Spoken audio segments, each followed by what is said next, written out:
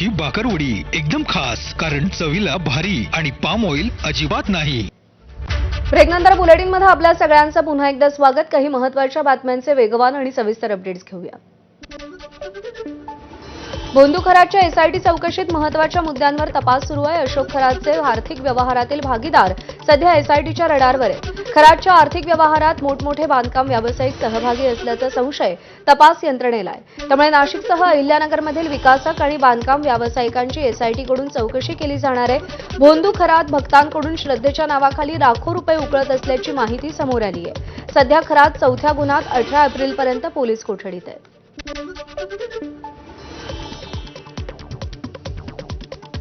शिर्डी जमीन फसवणूक प्रकरणी कल्पना खरातच्या अटकपूर्व जामीन अर्जावर आज राहता न्यायालयात सुनावणी पार पडणार आहे. कल्पना खरात शिर्डी जमीन फसवणूक प्रकरणात आरोपी आहे. भोंदू अशोक खरात, कल्पना खरातसह 3 जणांवरती गुन्हा दाखल करण्यात आलाय. तर जामीन मिळणार का की फेटाळला जाणार हे पाहणं महत्त्वाचं ठरणार आहे.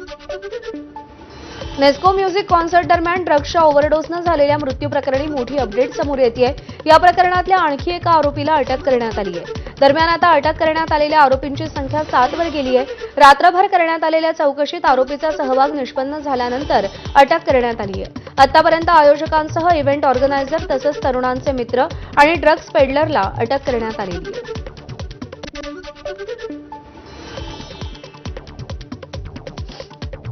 म्युझिक कॉन्सर्ट दरम्यान ड्रग्ज ओव्हरडोसनं झालेल्या मृत्यू प्रकरणी अटक करण्यात आलेल्या 6 आरोपींना आज बोरिवली कोर्टात हजर केलं जाणार आहे.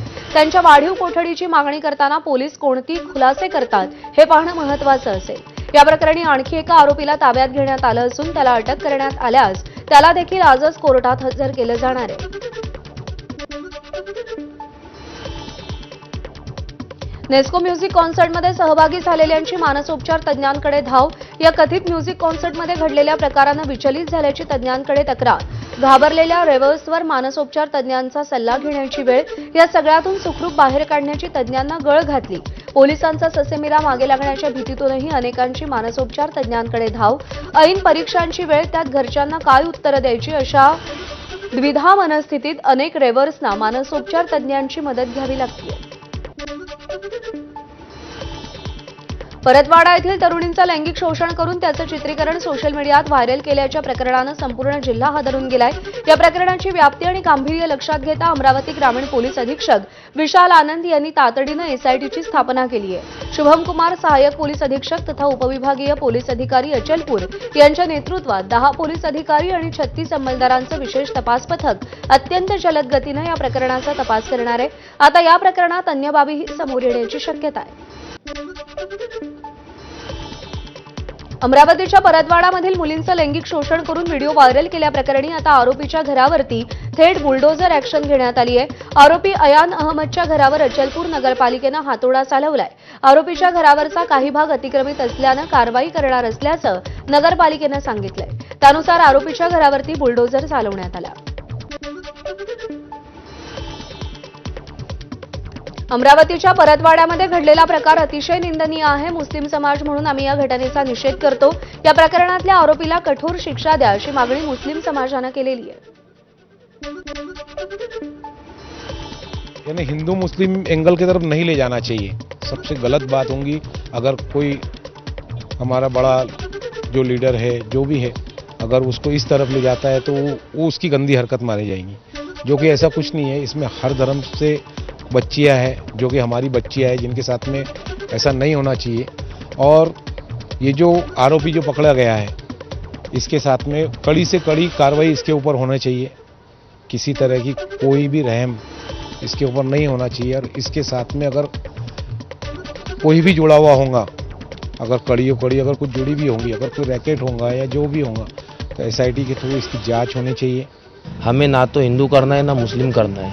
हमें सिर्फ एक ही चीज़ देखना है कि जो आरोपी है उसे कठोर से कठोर सज़ा मिले और इसकी एसआईटी जांच होना चाहिए.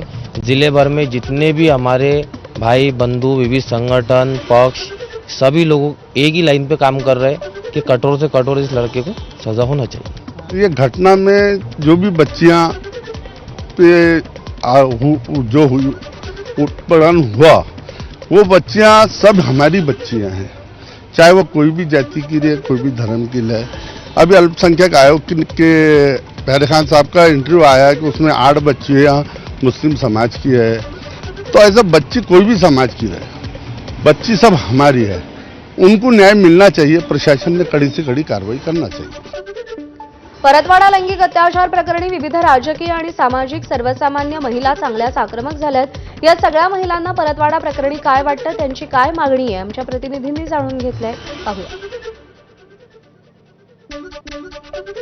की सर्व झाल्यानंतर तुम्ही जागे होता, हजारो कोटी रुपयाचं बजेट तुम्ही आज नियोजनमध्ये होते, आज तालुक्याच्या ठिकाणी होते, जिल्ह्याच्या ठिकाणी होते, नगर परिषदला होते, मग स्ट्रीट लाईट का बंद आहेत? का तुमचे स्ट्रीट लाईट बंद आहे, कॅमेरे बंद आहे? आज एखादी घटना घडली तर काय प्रूफ आहे तुमच्याकडे? तेव्हा ह्या सगळ्या गोष्टीवर आवाज उठवण्याची गरज आहे। पण आमच्या असं लक्षामध्ये आलं की आवाज उठवून फायदा नाही, त्याच्यावर उपाययोजना करून आम्ही सगळ्यांनी एकत्रितपणे लढणे, मग ते मीडिया असेल, सोशल मीडिया असेल, आमची सगळी पत्रकार बंधू असेल, समाजामधल्या अनेक संघटना असेल, ह्या सगळ्यांनी एकत्रित येऊन पुढची पावलं आम्ही उचलणार आहे आणि त्या सुधारणा आम्ही आमच्या शहरापासून सुरू करणार। आम्ही तुमची ओळख जी आहे ती गोपनीय ठेवू, त्या तरुणी असतील, काही महिला असतील, त्यांना सुद्धा आम्ही विनंती करत आहोत की ह्या मुलाला तुम्ही जर जोपर्यंत पुढे येणार नाही तोपर्यंत गुन्हेगाराला शिक्षा होणार नाही। आपण कितीही मागणी केली, कितीही निवेदनं दिलेत, परंतु एव्हिडन्सवर सगळ्या गोष्टी चालतं, कायदा आणि काय असेल ते शासन सर्व त्याच्यावरती चालतं, त्यामुळे एव्हिडन्स महत्त्वाचे आहे। मी या माध्यमातून तरुणींना त्या कळकळीची विनंती करते की पुढे ह्या घटना घडू नये, अशा काही महिला किंवा तरुणी बळी पडू नये, यासाठी आपण पुढे यावं, शासनाला आपण सहकार्य करावं, आपण सर्व मिळून ह्या घटनेला आळा घालण्यासाठी प्रयत्न करूया। सर, ये घटना मुस्लिम हिंदू इसकी तो किसी की भी नहीं है, ये एक समाज की घटना है और एक इंसानियत वाली बात होना चाहिए कि जो भी हिंदू महिला हो, मुस्लिम महिला हो, तो उसमें उसके साथ किसी के भी साथ में ऐसा नहीं होना चाहिए। और जो भी आरोपी है उसको सख्त से सख्त, जितनी सख्त सज़ा दे सकते वो सज़ा दीजिए, क्योंकि अगर जब तक के आरोपियों को सज़ा नहीं मिलेगी तब तक के समाज में सुधार नहीं आएगा। की आम्ही आता महिला सर्व एकवटलेल्या आहोत आणि सर्वजण या गोष्टीचा सामना करू। डबल या परतवाडा शहरामध्येच नाही तर जिल्ह्यामध्ये सुद्धा दुसरा अयान होऊ नये आणि जातीपातीचं तर सर्वात प्रथम जात इथे नाही आहे। आपण बघू शकता इथे जातीपातीचं राजकारण नाही, पक्षाचं राजकारण नाही, परंतु यावेळी आता कोणाला शांत राहायचं नाही आहे आणि पीडित महिलांना मी एवढंच आव्हान करेल त्या मुलींना, कारण त्या मुलींनी स्वतःच्या जीवाचं बरं वाईट करू नये, त्या सर्वांना आमचा पाठिंबा आहे असं मी त्यांना आव्हान करते आणि यापुढे अशा घटना घडू नये एवढी मी समाजाला विनंती करते आणि सर्वांनी यासाठी कॉपरेट करावं।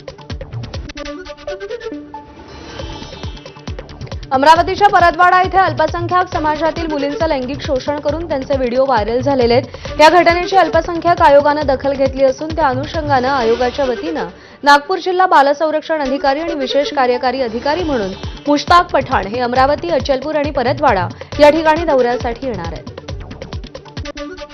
नाशिकच्या टीसीएस कंपनीतील लैंगिक अत्याचार आणि धर्मांतर प्रकरणी 8 जणांविरोधात गुन्हा दाखल करण्यात आलाय।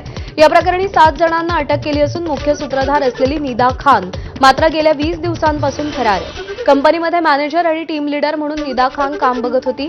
आरोपींना दररोज कामाचं नियोजन देण्यासाठी होणाऱ्या मीटिंगमध्ये हिंदू मुलींचा छळ आणि धर्मांतराचा तगादा लावण्यासाठी निदा खान ऑपरेशन डिपार्टमेंट म्हणून या सगळ्या गोष्टी घडवून आणत असल्याची धक्कादायक माहिती पोलीस तपासात समोर आली आहे। निदा खानच्या मागावर पोलिसांची 3 पथकं रवाना करण्यात आली आहेत, मात्र अद्यापही तिचा ठावठिकाणा लागलेला नाही। कंपनीतील तरुणी आणि महिलांचा मानसिक छळ आणि लैंगिक अत्याचारासह धर्मांतर करण्याचा मुख्य उद्देश ठेवून अनेक कारनामे या निदा खानच्या सांगण्यावरून घडत होते अशी माहिती पोलिसांना मिळाली आहे।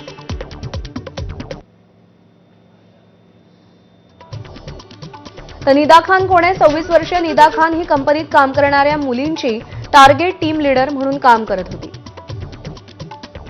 निदा खान 2021 पासून कंपनीत काम करत होती। नाशिकच्या द्वारका परिसरात निदा खानचं माहेर आहे। निदा खानचा पती एका खासगी कंपनीत नोकरी करतो। नव्यानं रुजू झालेल्या महिलांना आरोपीकडून ट्रेनिंग देण्याची शिफारस निदा खान करत होती। आरोपींच्या प्रेमात आणि धर्मांतर षडयंत्रात मुलींना अडकवण्यात तिची मुख्य भूमिका होती। आवश्यकतेनुसार आरोपींना आर्थिक मदत निदा खान करत होती। निदा खानच्या अटकेमुळे मास्टर माइंड नेमका कोण याचा खुलासा होणार आहे। संपूर्ण प्रकरणाची सूत्रधार म्हणून निदा खान असल्यानं पोलीस तिच्या मागावर आहेत। नाशिकच्या टीसीएस कंपनीतील लैंगिक अत्याचार आणि धर्मांतर प्रकरणी तपास समिती स्थापन करण्यात आली आहे. राष्ट्रीय महिला आयोगानं टीसीएस कंपनीतील आरोपींची चौकशी करण्यासाठी एक तपास समिती स्थापन केली आहे. नाशिकमध्ये भाजपच्या वतीनं आज सकाळी 11 वाजता टीसीएस कंपनीपासून बाईक रॅली काढली जाणार आहे. कंपनीत झालेल्या अत्याचार प्रकरणाचा निषेध करण्यासाठी आणि जनजागृतीसाठी रॅली काढली जाईल. हिंदुत्ववादी संघटनेचे पदाधिकारी यामध्ये सहभागी होणार आहेत. जिल्हाधिकारी कार्यालयाजवळ या रॅलीचा समारोप होणार आहे.